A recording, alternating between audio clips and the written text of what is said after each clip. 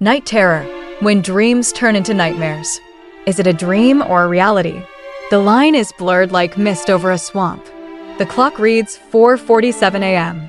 I've been awake for what feels like an eternity, lying frozen on the bed like a statue in a crypt. My family is here, staring at me, silent. Their gazes are daggers slicing through my skin. I'm holding back a scream, clenching my teeth as if defending against a horde of demons. What could be worse than the unblinking gaze of loved ones? Only the smell. Metallic, suffocating. Blood. Freshly spilled blood, like drops of agony on a cold floor. There's something here. It breathes in sync with the shadows, waiting. One wrong breath and the darkness will unleash like a wild beast. One step and claws will rip through reality like old fabric. I will die. Here. Now. No one will come to help. Only the echo of my screams will bounce off the walls like a silent ball. I'm running through escape options like prayer beads in a desperate monk's hands. The only way out is to run. Run like a rabbit from a hound, without looking back. Scream until my vocal cords tear. Hope that at least one living soul will hear my cry through the veil of the nightmare. The odds are like dust in the wind, but staying here means signing my own death warrant. It's waiting. Waiting for me to wake up like a spider waiting for a fly in its web. Preparing a surprise, savoring every detail like a gourmet savoring a fine dish.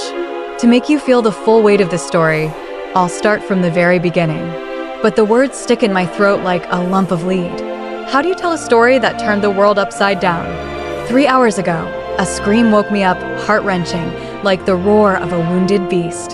It echoed through the apartment like a ghost searching for its prey. I forced myself to get up, as if my legs were filled with lead. I reached the door and heard rustling, heavy footsteps, breathing that made my blood run cold.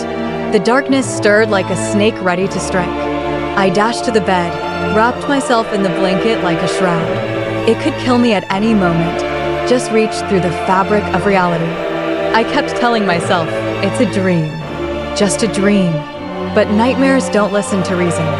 Then, the door of my room creaked like a rusty knife on bone. I peeked from under the blanket and time stood still.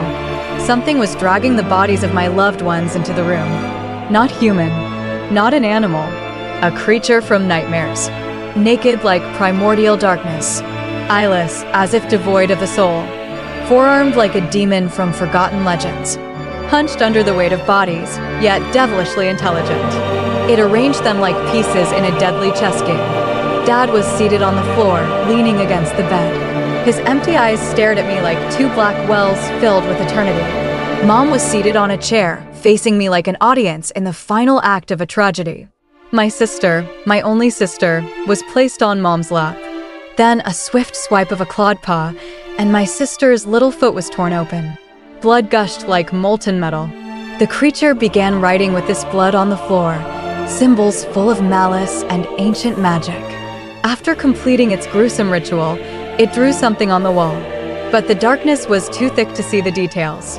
And now, this creature is sitting under my bed, sitting and breathing, waiting for my next move like a hunter waiting for a hare at the burrow, waiting to sink its bloody claws into me, tearing me apart like paper. Fear binds me like an icy chain. My eyes have adjusted to the darkness. I can read the writing on the wall, but my mind resists. It's afraid to know the truth, which is worse than any death. But the survival instinct whispers, look. No, accept. I look, and tears, hot like lava, stream down my cheeks, white as a sheet. On the wall is a pentagram woven from shadows and pain, and below it,